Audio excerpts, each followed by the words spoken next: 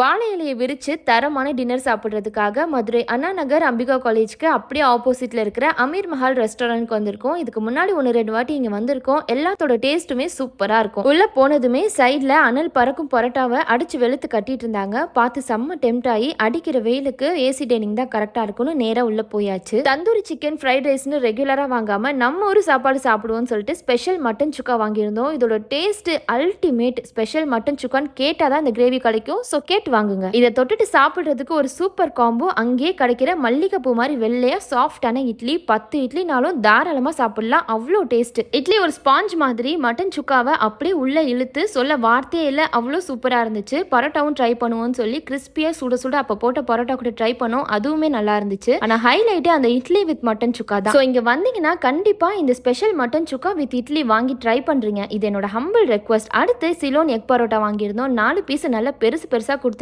கொதிக்க கொதிக்க சாஃப்டா உள்ள நிறைய முட்டை ஆனியன் எல்லாம் ஸ்டஃப் பண்ணி ஒரு அருமையான சிலோன் பரோட்டா செம்ம ஃபில்லிங்கா இருந்துச்சு. இதுவும் மட்டன் சுக்காவோட வச்சு சாப்பிடுறதுக்கு சூப்பரா இருந்துச்சு. பரோட்டா கூட சால்னா கொடுத்திருந்தாங்க. ஆனா அதை நாங்க டேஸ்ட் பண்ணி பார்க்கவே இல்லை. வழக்கம் போல ஃபைனலா சதாம்க்கு ஒரு வடியல், எனக்கு ஒரு ஹாஃப் பாயில வாங்கி வாயில போட்டுட்டு ஹாப்பி ஃபேஸோட வீடு கிளம்பியாச்சு. வீடியோ பிடிச்சிருந்துச்சுன்னா ஷீரோஸ் டைனிங் மறக்காம லைக் அண்ட் சப்ஸ்கிரைப் பண்ணிக்கோங்க. பாய்.